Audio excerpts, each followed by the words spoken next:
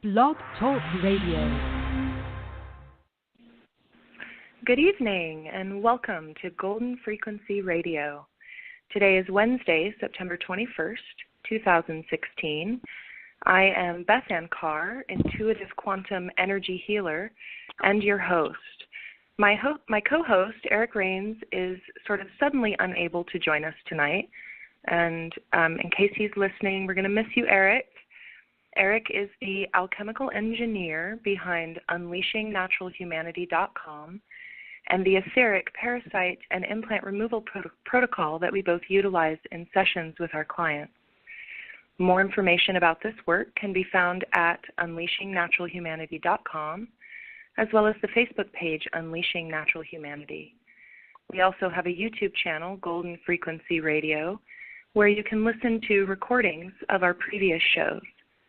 I can be contacted to book a consultation or a session on Facebook at my page Revolve, capital R, capital E, or at Beth Carr, and we'll soon be launching my new website, rememberevolve.com, so stay tuned for that. We're changing it up a little bit because Eric isn't with us tonight, so instead of taking calls for the last 30 minutes of the show, we're going to go ahead and open the phone lines.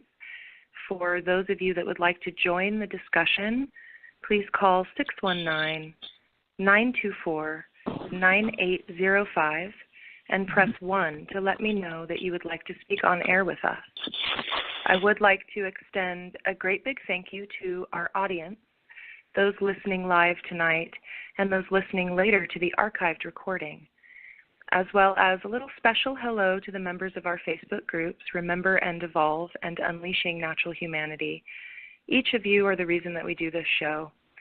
So let's all take a moment together now to set our intention for tonight's show as being in alignment with the highest good for all, providing space for resonant information, validation, and support for anyone who has found their way to this broadcast. I am so excited for this show tonight. We have such a treat for you. Our special guest is Siara Loveless. Siara was born with a deep understanding of the metaphysical world and has been able to communicate with the other side since she was very young, causing a bit of a disconnect in her life and the world around her. Things that were taken for granted, such as telepathy, ESP, moving energy, communicating with multidimensional consciousness, etc., she came to find out were not the norm. Through a series of synchronistic and directly manifested events, she learned theta healing, an energetic modality that involves leaving your body on the soul level to work multidimensionally on the client, retrieving soul shards, the inner child, and pulling unwanted programs to replace them with habits and programs that serve the highest good. She easily mastered this style of energy work and had been doing it for a few years when she met Eric, who taught her how to see and remove etheric implants and parasites as well as entities. And ever since then, she has been blending the two styles of energy work to produce her own incredibly effective modality of healing. Her true strength, however, lies in the ability to effortlessly translate these concepts in such a way that not only teaches children from a young age how to move energy and protect themselves, but to make it something fun and adventurous that kids love to do instead of boring meditation and sitting in one spot that children tend to loathe. The effect in the children that she has been able to work with is incredible. Children are much more prone to doing fundamentally powerful energy work instinctively, but to have a guide show them a fun, simple way to do this is carried with them for the rest of their lives.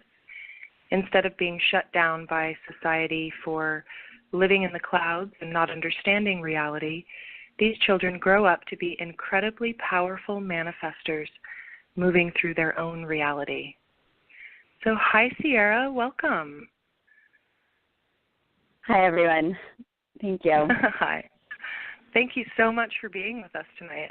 I'm super duper excited to learn some things and then immediately go and use them tomorrow with my 7-year-old as a guinea pig. So I'm super excited. So, do you have a little meditation that you'd like to start us off with this evening? Sure. So the meditation is the basic format that I use to bring children into themselves and to begin. I think that for this introduction, we'll just do the first portion of it, as the second portion of the actual meditation is really the guided portion that they usually help to co-create. So just for this, we'll do the part that gets them into back into their bodies and gets kind of the wiggles out and helps them to start focusing their minds. So the way we generally start is I have the children that I'm working with lie down and find a comfortable place, just wherever that is. It could be the floor, it could be the bed, if it's preferred, the place that you're going to sleep. And just begin by feeling your body, just being there with your body and feeling it out, deciding do I still feel like I have the energy to get out? Do I feel relaxed right now anywhere in my body? And just really taking a moment to just feel yourself.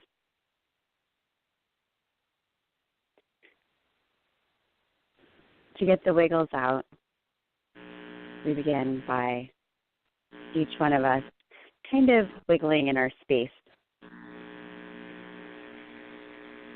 Just enough to let that abundance of energy be released.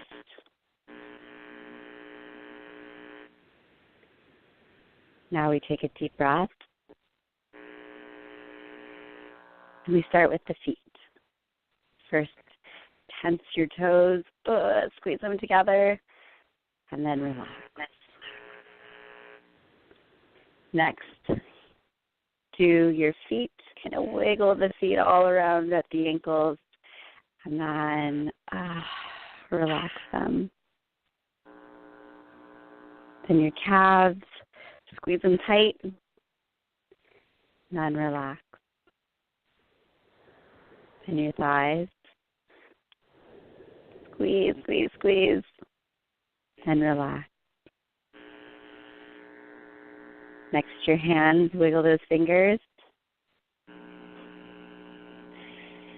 and then relax them. Moving the hand at the wrist, all around, then relax. And the arm, squeeze the forearm, relax. Next comes the shoulders and the upper arm. Kind of roll the shoulders and tense, and then relax. Then the bellies. Nice big squeeze in the bellies. Squeeze all the tension out of there. And then a big breath in the chest and blow the air all the way out.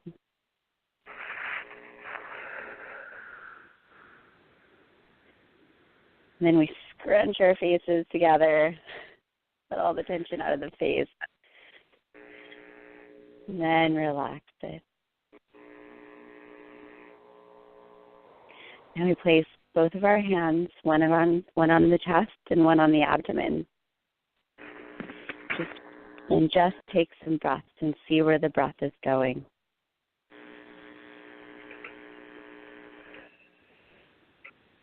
Notice which hand is rising and falling.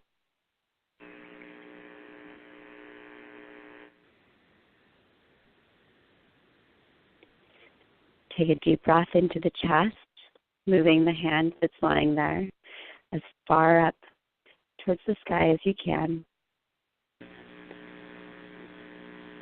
And then blowing the air out slowly.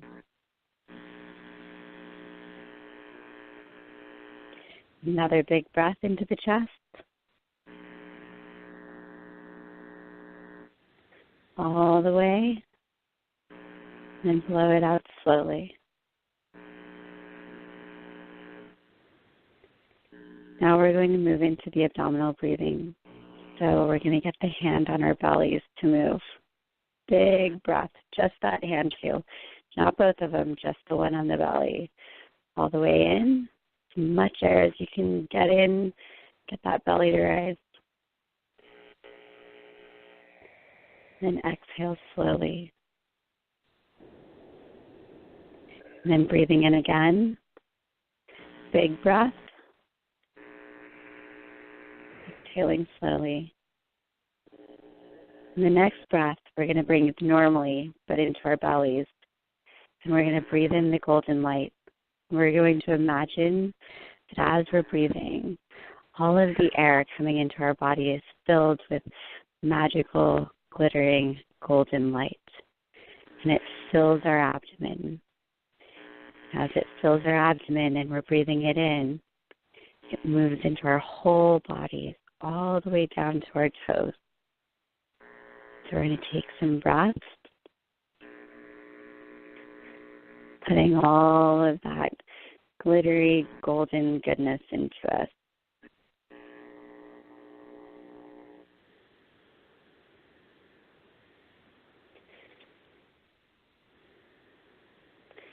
And then right there under your hands, imagine a golden ball of light.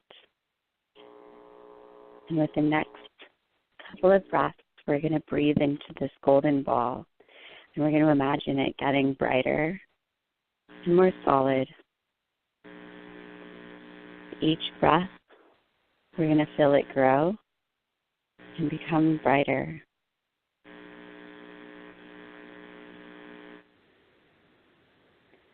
We're going to let that bubble surround us. And take a nice, even breath into our belly and let that golden light expand and surround our body, protecting us.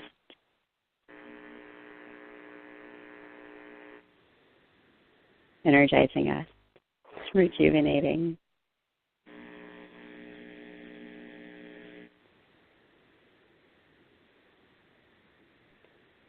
At this point in the meditation with children, we either go into the creation space of the void or we go into the light, depending on where we're starting that day. But for now, that's the main portion of the relaxation of the meditation into the rest. The rest is the adventure. Let's actually just go right into talking about the adventure and how you create these guided meditations with the kiddos, allowing them to be the co-creator of these meditations. Right. So before we get started with that portion, with the relaxation portion, I sit down with the kids, and if I'm working with one kid, like when I'm working with my daughter, who I actually had originally developed these for, she can choose either a character or a scene. I have a little bit of trouble with my flow in allowing both to be chosen. And so we pick a character. So let's say, for instance, she's been going through a Star Wars phase for the last year. Sometimes the characters she'll choose will be like Chewbacca and Princess Leia. And I will take those two characters and I will envelop them into an adventure. So for instance, I always start with the sensory. So there was the sensory in the beginning where you're feeling your body, and then I like to move that into the actual meditation portion. So once we've picked either the scene, which could be anything from like a carnival ride to something more mundane and serious like the ocean, usually it's never that simple with kids. There's usually some fantastical elements involved with the scenes, which are actually my favorite ones to do. I have them walk from either the void space, because I think it's important to teach children that this creation space, the womb, is safe as well as the light. And so to be able to walk forth from whichever of those into our scene. And then I really focus for most of the adventure on the sensory perceptions of how does it feel. For instance, when we're walking along the ocean, how does it feel with the sun beating down on your face, especially if the sun is to your left and you can feel the heat of the sun on the left side of your face, but the right side of your face where the ocean spray is touching and is damp and cool, like understanding and really getting a feel for how that is experienced in your body. And I find that really pressing the sensory perceptions, how the sand feels beneath your toes or how smooth the pebbles are when you pick them up and touch them. I incorporate a lot of touching of plants and items and animals often, or even like butterflies and things like that. Anything that might be very familiar and very soothing. So never anything that might be alarming for any of the kids, especially if you're working with a group of children and you're trying to organize them. You don't want to bring a bear in. So, unless of course they voted on the bear, and then you're going to bring that in anyway. So. I also try to children don't tend, I have found with the meditations with children that if there's more than like a 30-second lapse of letting them experience something within this meditation scape, they lose interest and you start to watch them kind of fall out. So whereas with adults, you kind of want to give a longer span of time when you're doing a guided meditation for somebody to experience a waterfall or the sand and the waves coming up onto your feet. For adults, they can sit for much longer, and they find comfort in that. Children get bored, so they start to get kind of wiggly, and you can tell when you're losing their attention spans or when their minds are starting to wander. And so I have found through trial and error that kind of moving them more quickly through things is easier. I try not to make the meditations all about like having a transcendental or spiritual experience.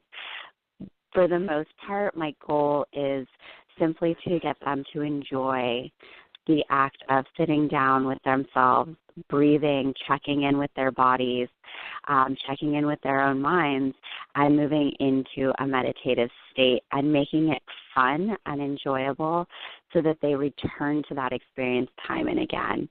I do very short periods of a spiritual experience in each meditation, meaning I might have them pick up a seashell or a seashell and listen to it, and I might explain to them that the shell is telling them a secret that's only for their heart to understand, and it's just for them.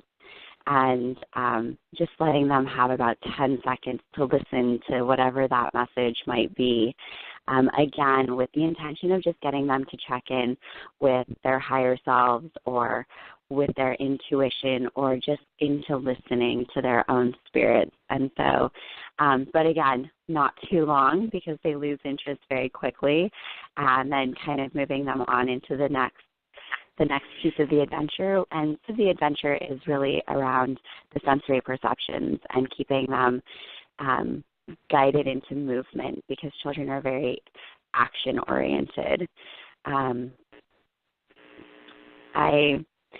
Once in a while, like we'll have a like a dragon or like a little butterfly that is the speaker, and they will, and that message will be just for them as well.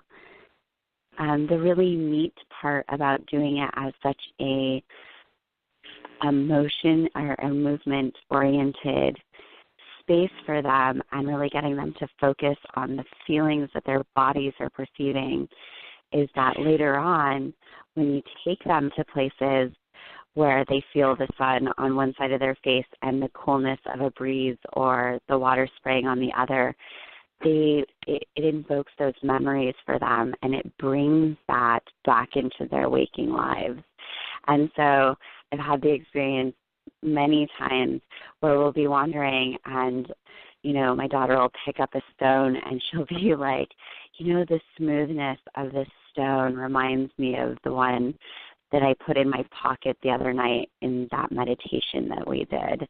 And so it kind of brings that mystery and that joy of discovery back into the waking time as well as into the meditation. So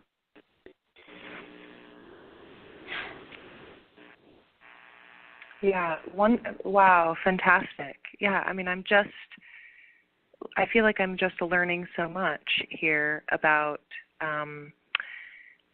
really, and you and I were chatting before the show about how sometimes as adults we do forget we forget to include our children in these sorts of practices, even if we have a strong meditation, self-awareness, spiritual practice. Sometimes we forget to sort of adapt them and include our children in those.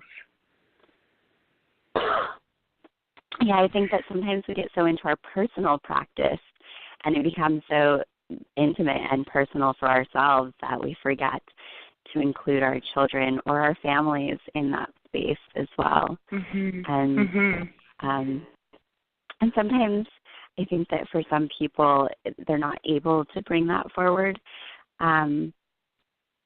But I think that there's little ways that we can do that with our kids that are really, they're really magical, honestly.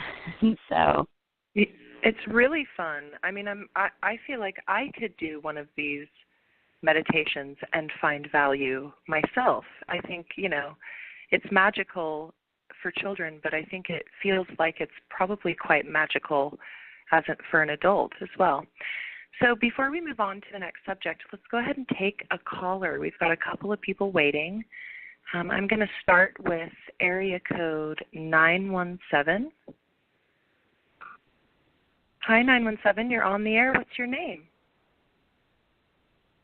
Hello? Hello. Hi, would you like to speak with us on air?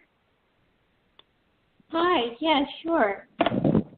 Hi. What's your name? My name is Anna. Hi, Anna. And hi. So what are you guys doing tonight besides, are you giving healings or? Oh, so the title of our show tonight, Anna, is Meditation and Moving Energy for Kiddos. So this show is primarily focused on bringing a meditative energy work, spiritual practice into the lives of our kids, and just sort of learning a little bit from our guest tonight, Siara, how to do that. Do you have a question around that topic for us? No. Okay. I'm going to go ahead and I'm going to leave you on air, but I'm going to take the microphone off. Thank you, Anna. Thank you. Okay. Thank you. Okay. So it looks here like we have a friend on the line. I believe this is Teresa here to join us. Hi. Oh, hi, Teresa. How are you this evening? I'm well. How about you, Beth? Oh, I'm fantastic. Really excited to be here talking with Siara, learning some fabulous new tools to put into place with with our kiddos. So we were just talking about meditation in particular, and I know that you've got a young man in your life that is right around the age of Siara's young one. So we're so happy to have you on air to join the discussion. Thank you. I'm very excited. I feel giddy, like I'm meeting up girlfriends in high school or something. Thank you for being here, guys. Of course. And honestly, go ahead. Oh, no, I was just going to say we love it. It's so fun. And honestly, I fell asleep. I just now woke up, and so I just called in hoping I didn't miss the show. So I missed everything you guys have said, so I have to go back and listen. But I love the topic tonight. And I caught the back end of whenever you were saying it, but including our children. And I tried to include my son, Ethan. He's 10. But I do forget because I'm inconsistent myself. But I've been reading, I don't know if you guys have heard about the books E Squared and E Cubed, I think it was. And so there are like what they call energy experiments. And one of them was like sending positive thoughts towards, because he's doing an experiment with beans and directions that they grow. So I was like, oh, this would be the perfect opportunity to show him about how your energy or your thoughts can affect your reality. So I told him to take it one step further with this experiment and to send loving thoughts. And, this bean, you're going to grow up really big and strong and really fast. And then another one, just neglect it. Don't send it negative thoughts or anything, so we don't want to go there yet, but just focus on like the smallest one or the one that hasn't shown any activity and send it loving thoughts, and let's see how that works. I tried to explain things to him, but sometimes I feel like he's like, whatever, Mom, you're crazy. So yeah, and that's actually, I think, what we're doing tonight. Siara has really developed this wonderful way to reach into that magical space that children hold so naturally. And, a lot of times we forget that stuff as we grow up and we sort of get programmed and life gets heavy and, it's not as playful. We forget how to reach into that magical space. And so, and I think that,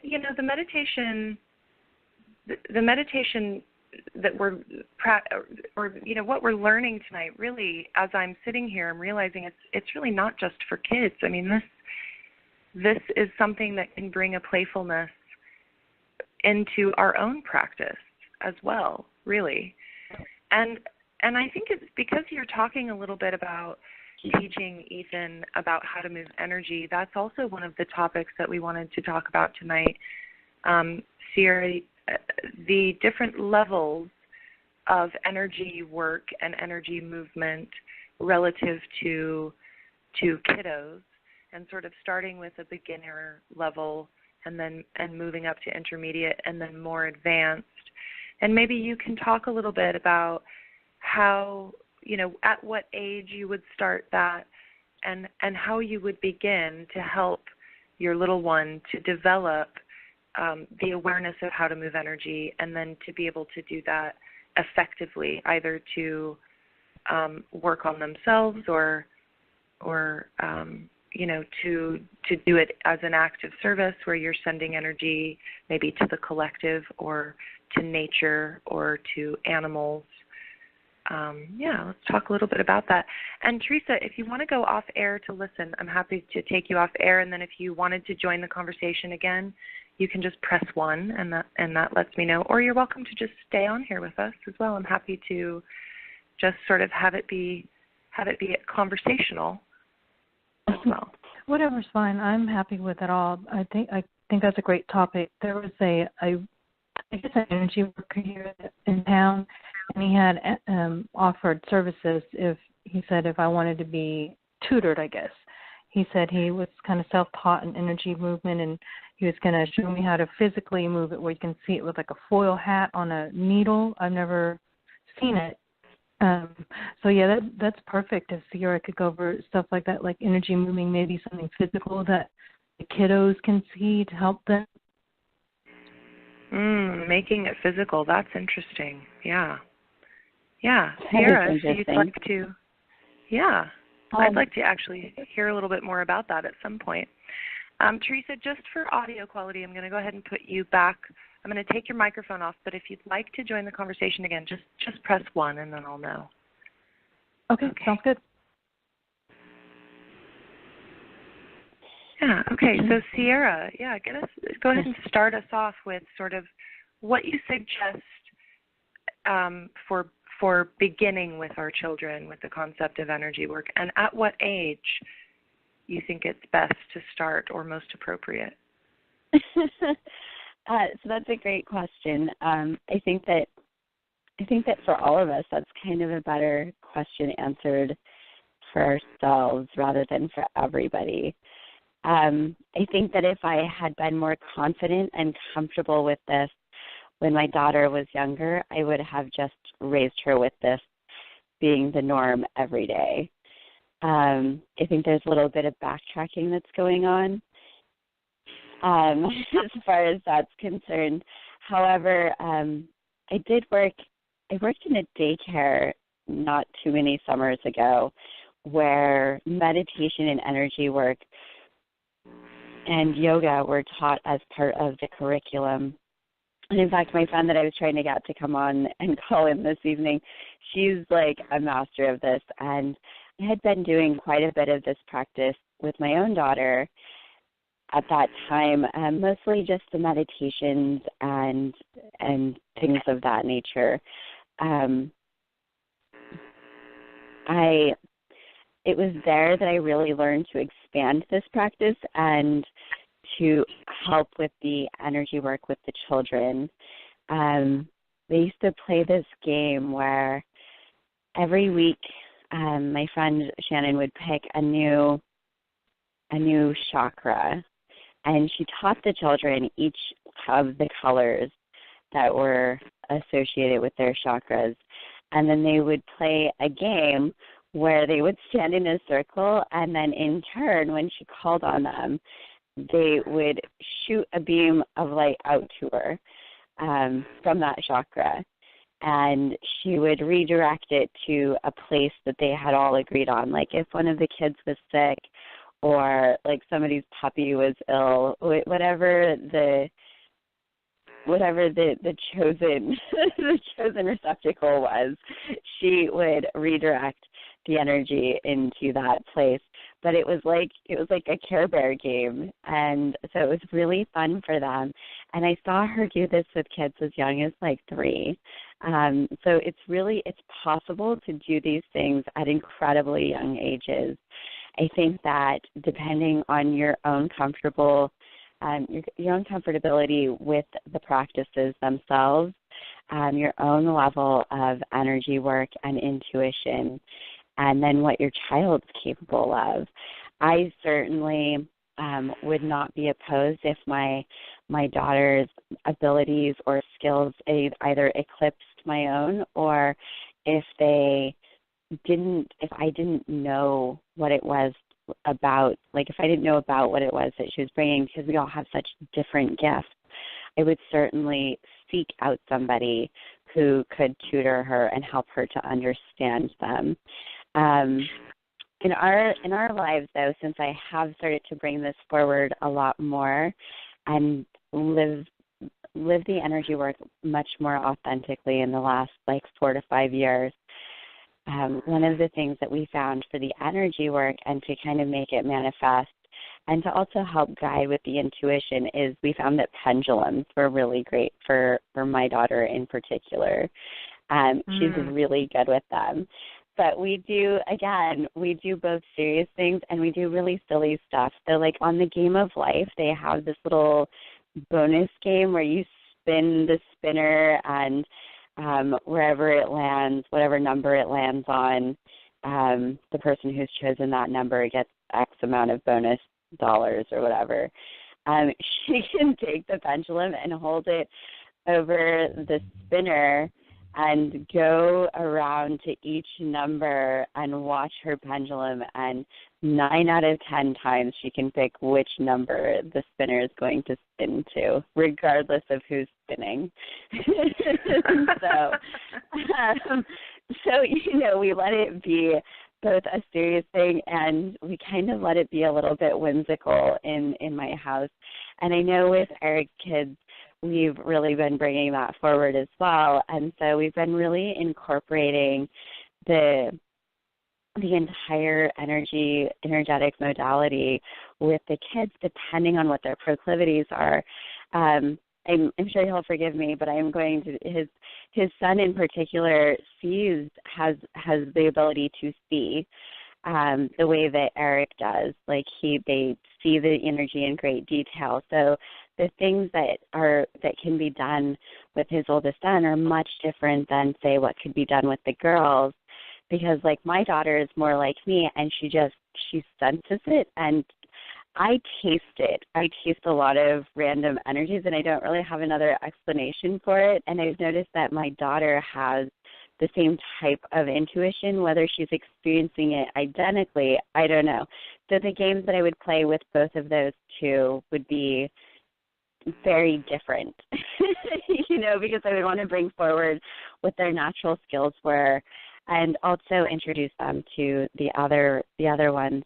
A really simple game to play with kids that I used to play with my brothers when I was a kid was we would make energy balls, and either together. I don't know. Are you familiar with making energy balls?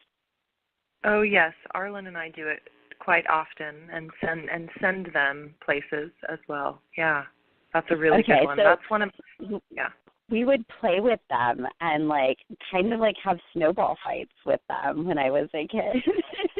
So that's great.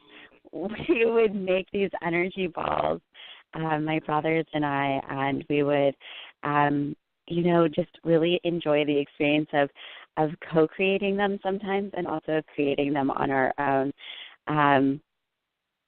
And so creating energy balls, which for anybody listening who doesn't know what that is when you clasp your hands very loosely together, but not quite, and then move them until they're not quite touching.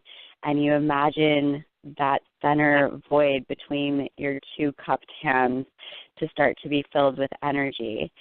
And the idea is to relax your hands and allow them to be where they need to be. So you're not trying to control at what distance your hands are. In fact, it's most effective if you do this with your eyes closed, and you just naturally allow your hands to drift. And what most people will find is that a heat grows inside of their hands as the energy builds. But often when they open their hands are no longer even close to one another. They have drifted apart a considerable amount, and there is still tangible heat between them. And that heat is the energy ball itself. And you can give those intentions. Like you were saying, you can send them to people. My brothers and I threw them at one another. So we played... I was just going to say, love grenades? like snowball fights. We just thought it was really funny. And we would do it, in places, so obviously I didn't really grow up kind of apparently like other people did. I didn't know that other families didn't do this. But we would be, in spaces with other people, and we would, throw them at one another and see if the other person noticed. And so everybody was always kind of on energetic guard, because you never knew somebody was going to throw an energy ball at you. And not that they were ever harmful. They were always, like you said, kind of like love grenades. But the idea is we were always testing to see who was the most perceptive and who could sense it. Anyways, it was that very is different. Absolutely. It's actually quite phenomenal and incredible training, because my story is that I was born quite sensitive and with my higher senses activated, and because I didn't have anyone to talk to about it, I sort of turned it off until later in life when I sort of came back around full circle. So I love hearing that you and your brothers made it a game to be sort of constantly aware in the now moment for incoming energy. And I can only imagine that absolutely prepared you for being so sensitive and so adept with your own energy movement and energy work. And then being, really being able to sort of foster that in your own little one from the beginning. I can only imagine how wonderful that would be to grow up really learning that in a playful way. So, and it was in a lot of ways. However, the one thing that was lacking in what happened is we learned to be incredibly sensitive and intuitive and to be very amazing movers of energy. However, I don't, for myself, the ability to clear myself out and to release and relieve trauma and being so sensitive that I couldn't turn it off for a period of time became very overwhelming in my 20s. And so I was kind of opposite of you, where I turned it off later because I couldn't control the amount of information that was coming to me. And so it really wasn't, it was like several years later in my my late 20s that I picked that back up and started to pursue that again, because it wouldn't go all the way away. So with the kids that I work with now, it's not just about getting them to be aware of it. It's also getting them to understand that they are in control of it. They don't have to be overwhelmed by these things, that it can be not only really fun, because it was fun as a kid, but it's also something that they can master, and they can choose when and how much to sense from different spaces, which is probably the most empowering thing for any truly empathic child, is to understand that they don't have to be overwhelmed by that. And so, yeah, growing up that way was amazing, valuable. And absolutely. But I think I would have fared better later on had I had somebody skilled at a lot of at several other aspects of this work. So the message here is to not, to really balance this work with our children, to balance, the focus on moving the energy and creating the meditation and bringing that meditation into, the meditative state into every day, but to balance that with tools of control and tools of protection and tools of choice, really. Right. So, yeah.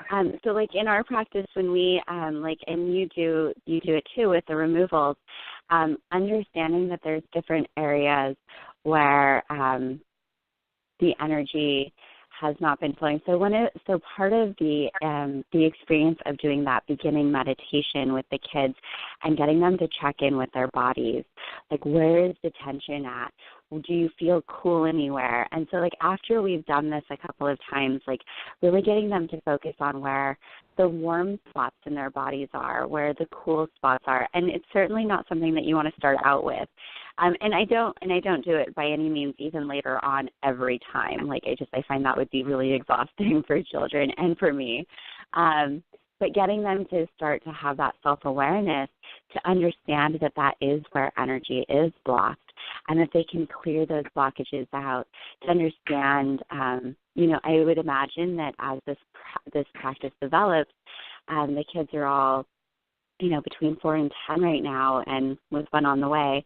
But I would imagine that, like, as they kind of grow into this, I will be helping them to understand the different levels that energy can be blocked on and different attachments that we can have made and helping them to release it. There's this really great book out, and actually I was going to suggest it to Teresa when she was talking, and it's called Mountains, Meadows, and Moonbeams. And it's a child spiritual reader, and that's literally what it's called. It is one of the best books ever. It's written by Mary Summer Rain, who is this incredible Native American author, and she writes really profound books for the later years too.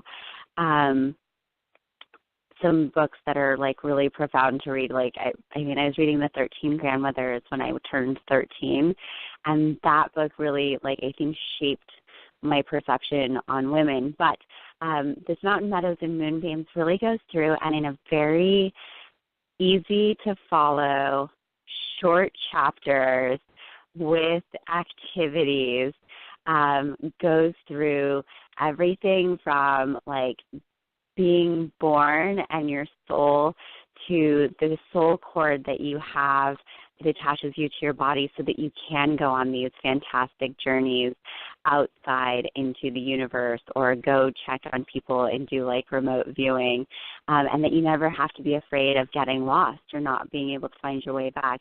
And this spiritual reader also covers, being able to use it has shielding included. It goes over telepathic exercises. It includes it's actually really amazing. The beam of light that you can shoot from your third eye at anything that scares you, and it will dissolve and go away. It teaches very practical spiritual defense, basically, and it's amazing. It's a great book. It's very short. I happen to, because of the work that Eric and I do, I switched all of the white light phrasing to the golden light phrasing just so that it would be in there. But it's a great book. I highly recommend it. I know that reading it to the girls this last 3-4 months has really helped them to like understand all of the things and to be much more comfortable with it, because then it's more tangible. It's in a book, and some of that knowledge is now not coming from your crazy mom. And it really invokes and sparks a lot of conversation with the kids. It's really great because some of it's stuff they've never heard of, and some of it I haven't heard of. So it's a great book. I'm going to go check it out. So it's Mountains, Meadows, and Moonbeams. And tell us again the name of the author. Mary Summer Rain. And I'm going to double check. Let me pull it off my shelf really quick. I'm actually looking at it right now. Yeah, Mary Summer Rain. And the pages are all like coloring book pages. What a fantastic resource. Yeah, I mean, kids like to hold it in their hands and look at it. And making it physical like that is just a fantastic resource. I am just loving this conversation. I'm scheming right now about how to do some of this with Arlen tomorrow. It's very exciting. It's really exciting. I mean, we already do some of these things, but you're bringing such a depth to it that in ways that I really haven't considered before, which seems silly to me when I think about it, because a lot of what you're saying just makes perfect sense. And it's like when we're once we become parents, at least for me, one of the ways that I parent is to try to remember what I needed and didn't get, and to make sure that I'm sort of providing that. And my little inner child is just gleeful with all of this information right now. It just really, it really resonates, because I was a really fearless kid, and I don't think that I turned things off because I was afraid, but more that I just didn't have any resources or anyone to really talk to about it. And I think that as we get older, we develop a fear. It's sort of programmed into us to be afraid of things that everyone around us doesn't understand, even if we inherently do understand it. The further we get away from that, I think, the programming sort of sets in more. So I would imagine that if we start these things with our children immediately, really, and just sort of allow them to show us the pace at which they feel comfortable in moving in this work, the sky is the limit. I mean, I've had visions of, the 12-year-olds will be the healers sort of idea, which makes sense because in many ways children are just sort of closer to it, less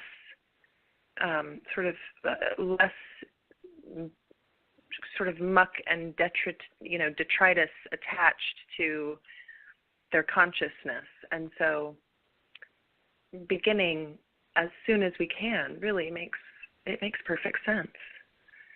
Right. Yeah, go ahead. I think that's true in most cases, that children are closer. But I've definitely worked with some children whose, I want to say, genetic overhaul that they brought with them definitely is improved upon, not only in their own person, but let's just stick there. Let's just say that they have themselves benefited greatly from this work. But I think that there are children that have these blockages that are being born, and they're just bringing over different things. So, like, the particularly gifted spiritual person, their kid might actually need some help overcoming some of those boundaries, and barriers inside of them as part of the lesson of this lifetime for that person. So, which is the other thing, is that approaching children as though they're people we're not raising children, because I think that always gives the impression that they're always going to be children, but we are raising small people who happen to be children right now. So, it's really important, though. Like I said, yeah. I wish I would have started much earlier with my daughter Unity, but I was not in a space for that at that moment. So, well, I'm starting sure where we are and moving forward. Well, yeah. I mean, I think that you probably. I mean, it's clearly perfect, and I think we should go back to what you were just talking about, which is, recognizing that children are complete beings already, and that they come in with skills and awarenesses that don't have anything to do with just being children, right? They're people. And so being sensitive to that, treating them as individuals and being aware of sort of, meeting them where they're at.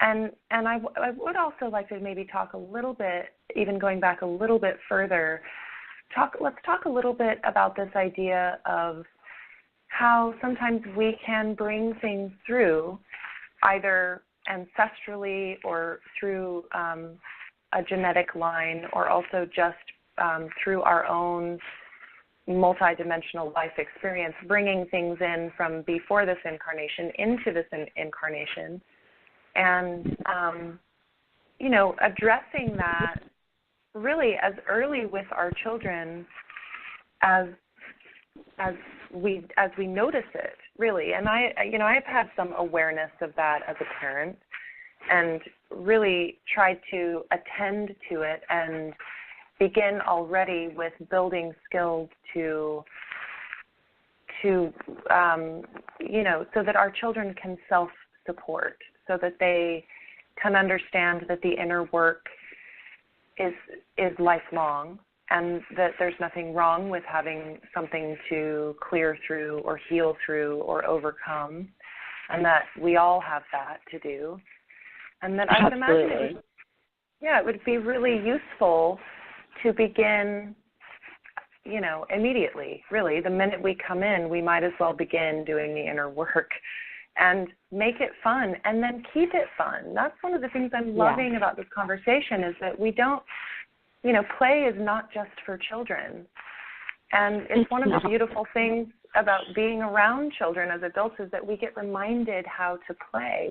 We're reminded. And I don't have any biological children of my own. I have stepchildren, and so I sort of became an insta-mom.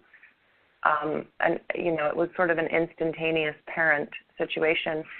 And I remember really feeling that feeling of like how lovely it was to step into that world again, and how comforting and familiar it is to just be playful. And I mean, I feel like I could benefit from the meditation that you're teaching us, the skills and the modality and the protocol. I kind of want to play like that. I want to pick a scene or a character and create a playful meditation around it, because as adults, all of our meditations are really quite serious, aren't they? Yes, I think that as we get older, we take ourselves quite seriously. So I think our meditations follow suit in that. And so, I think that returning to that more childlike awe and doing those things which bring, like you were saying earlier, that playfulness back to our practice is really important. And it's something that we often forget.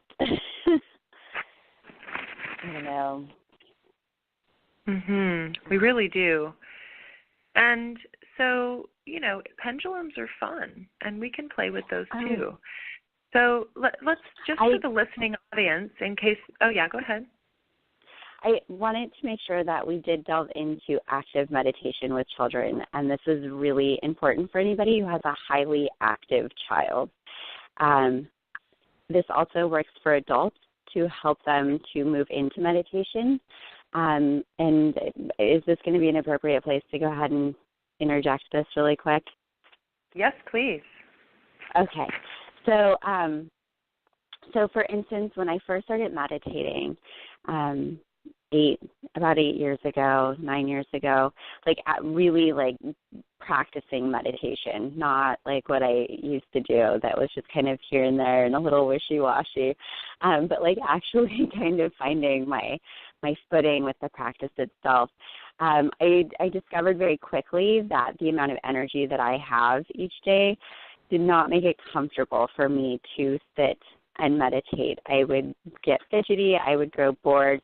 One of the reasons why I actually developed the meditations for my daughter to help her get the wiggles out and the energy stuff was expressly because I understood how hard it was to sit still and do meditation.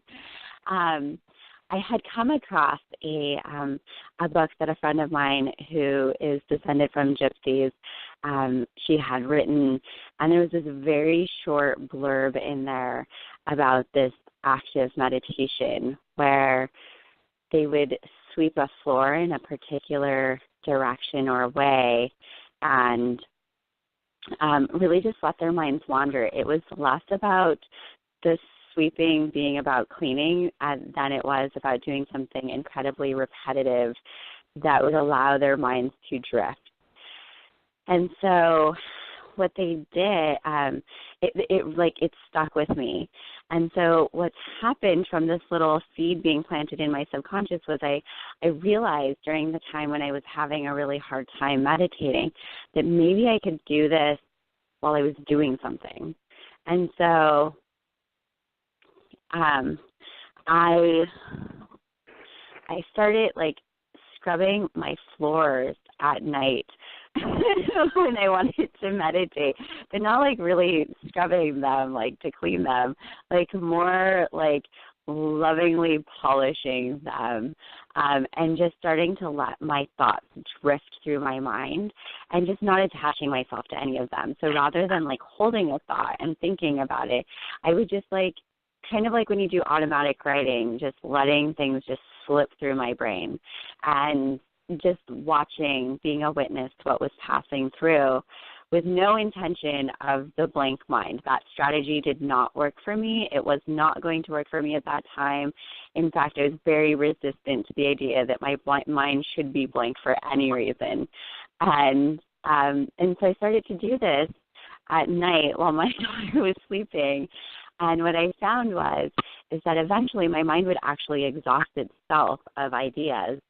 And because my mind would just run out of things to think about because I didn't hold on to anything, I would drift into these states that were meditative. And the only thing that kind of existed in that moment for me was the repetitive movement that I was doing of,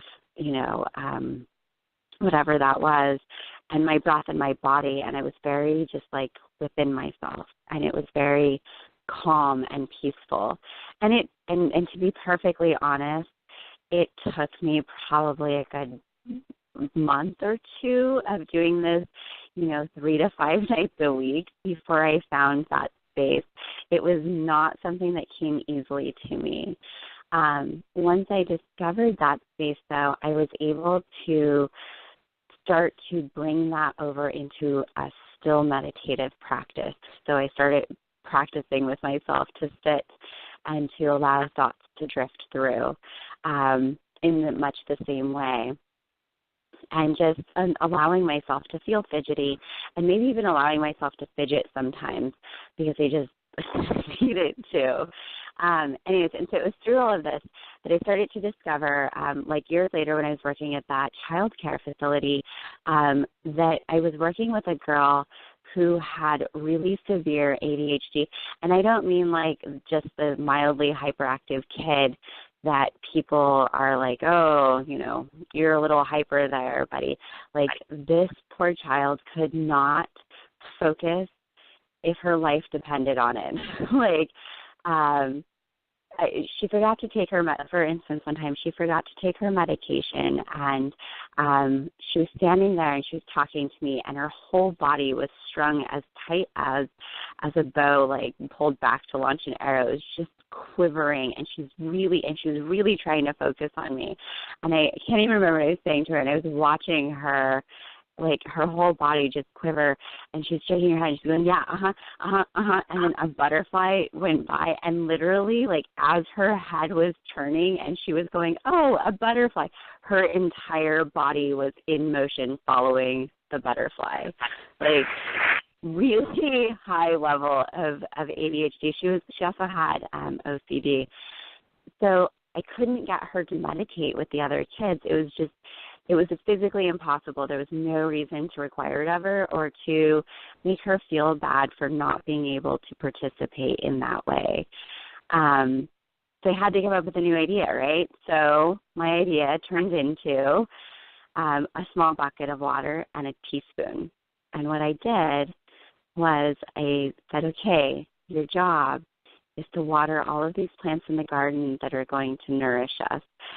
There's a vegetable garden attached to the facility, to the daycare. And so I was like, okay, here's a teaspoon, and you have to water each plant until it's had enough with the teaspoon.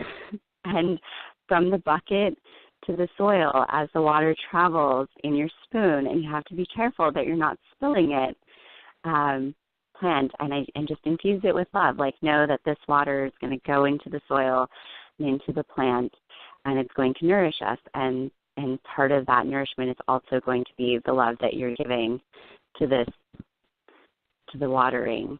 So what ended up happening was, it took her a while, but within like 3 days of practicing this, she could focus very steadily, and she could keep her concentration on the spoon and the bucket and the watering of the plants, and she would get all the way through them.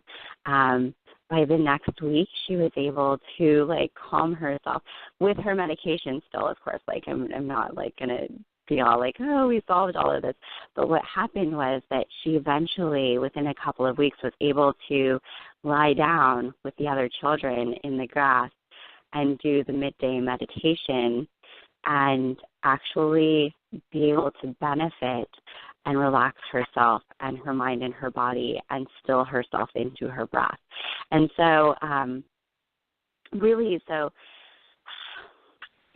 teaching children early, and I've done it since then with several other children, about just falling into a rhythm with their body, like while they walk or while they run or while they swim, and just, again, back to that sensory perception and awareness, bringing the meditation back into the active of the child.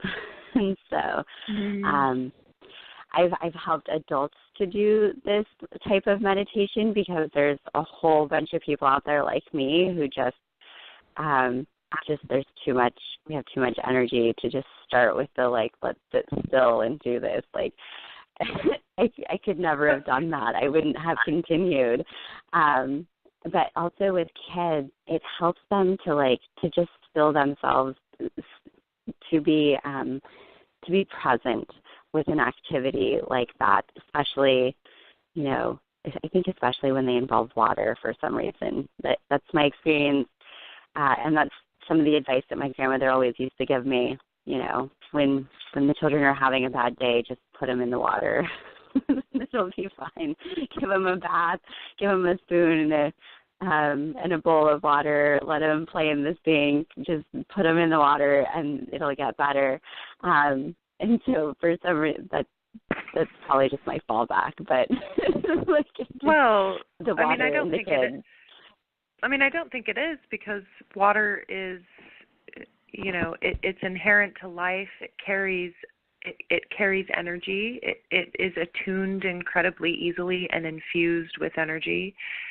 It's a huge part of what our physical bodies are made of. So to me, that makes perfect sense. And I have to say, even though it is quite easy for me to sit still and quiet my mind in meditation, I also really get a huge amount of value out of making just about anything a meditation or meditative, And I really don't like doing dishes. It's not, I was one of those kids that kind of had to do dishes every single day after dinner, and so I really don't like dishes. But I've found that I can sort of really actually enjoy doing dishes when I turn it into a meditation practice, where, just as you were describing, you sort of just allow your body to fall into a rhythm. And then it's really not about vacating the mind. It's about just allowing flow through the mind, and not, really the only thing that you're avoiding, for lack of a better word, is sort of eddying around in one place with your mind, but rather that you're just allowing the thoughts and feelings and experiences to flow through. And these active meditations, I think, especially if we start as children, become less of a practice and more of a lifestyle. It just becomes inherent to how we move through the world, really. Yeah, it does. I know that with my experience with it, for my own personal life, that even today, when I do something repetitive, like you're saying, with the dishes, or with just wiping down the counters, or just walking through the woods, it's very easy for me to fall back into that state and just allow it to be. And it is, it's very soothing to have that be a habit, rather than something I now have to think about. It's rather nice. Took a lot of practice to get to that point, but it's really wonderful once it does become a lifestyle. Well, I think anything worth anything takes a little bit of effort and practice, and and, sort of commitment and a willingness to not be so great at it at first, but to love ourselves through not being so great at it. And then, it's really a life-changing step from, sort of trying to force yourself to be meditative and then to just being, sort of embodying that wherever you can in your life. Driving is a great example, especially if you have a little ways to go. It's a great opportunity to get meditative and to connect sort of with up and within. So really another thing that sometimes I like to do with kids when I give them chores is like, hey, so you're dusting today. Why don't you imagine that while you're dusting, that you're moving all of the stagnant energy and any grumpiness that's happened, and instead, as you clean, you're leaving it refreshed and joyous again. And so kind of just establishing that energetic practice also, because that's very energy oriented, to kind of clear out the cobwebs per se, and then allow the healing energy work in. Sometimes it's fun, sometimes they're successful at it, but it depends on, the kid and how much they really don't like doing that particular activity. Sometimes they just try and that's good enough. So, I don't know, I really enjoy children. They're really amusing.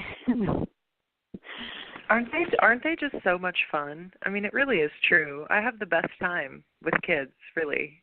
I mean, kids are people, right? We've talked about that. It's sort of like they're just individuals. They're people, and they have very rich and mysterious and complicated inner lives, just like us bigger people do. And I also just learn so much from children. I feel like it's definitely a mutual exchange happening in the relationships that I have with children. It's not me teaching anyone anything, really. If anything, I'm the one that's learning. But it really, it is absolutely an exchange, and it's so clear to me and so important to recognize that they really are complete beings. They're just in littler bodies. So before I forget, Siara, if somebody wanted to contact you, perhaps for a session, as an example, where can the listening audience find you?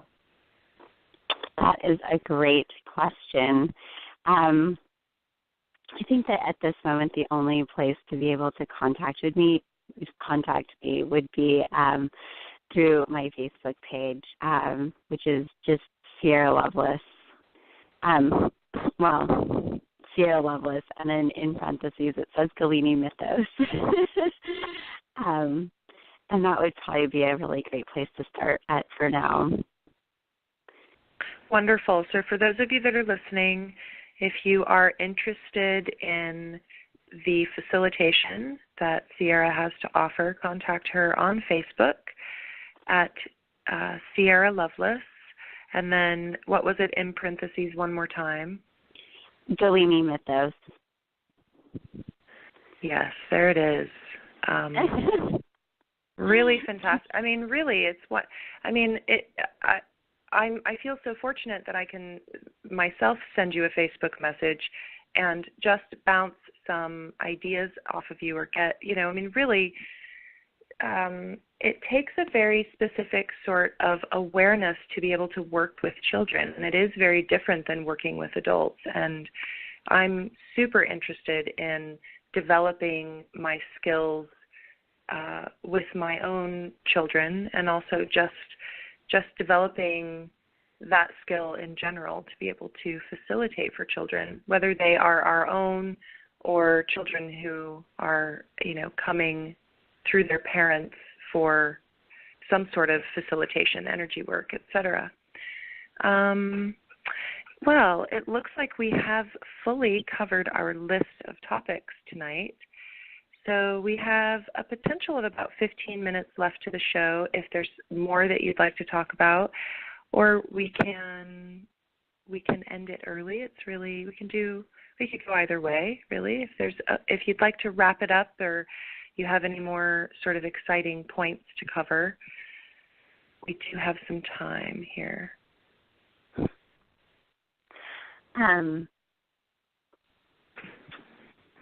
Well, I think there's a lot that goes into the working with kids, and I think the biggest thing is I just want to remind everybody to have a sense of humor about it. Children can be so off the cuff, and they can be very literal also.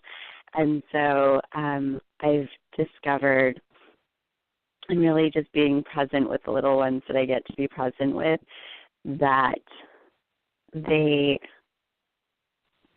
have such different perceptions and personalities, and it's often worth it just to look at them and realize that their sarcasm or ability to turn a simple task into something really like mountainous and difficult can just be really one of the most entertaining aspects of the entire day. And I think that in approaching any spiritual practice, I think as most of us know, it's not always an easy undertaking. And so if it was difficult for you as a person, as an adult, taking it on intentionally, also be aware and give children the good grace to be uncomfortable and for it to not necessarily come super easy.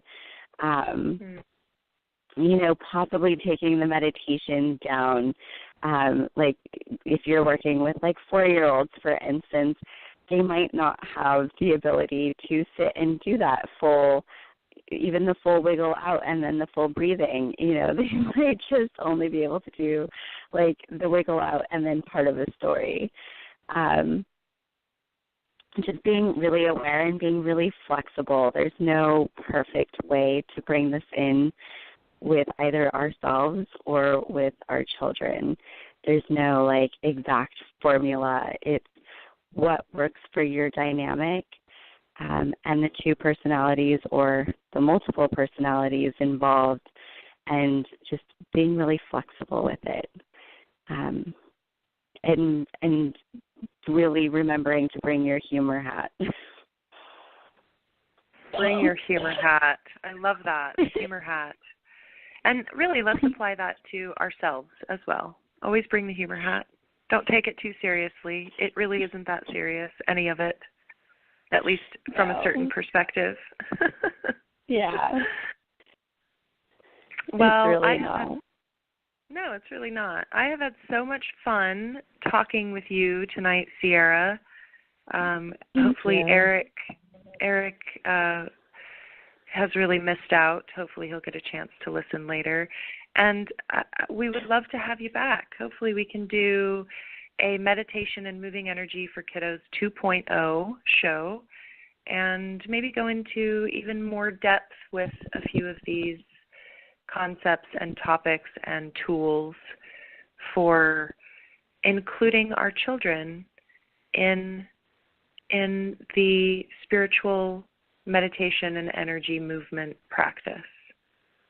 Yeah. It's really transformational.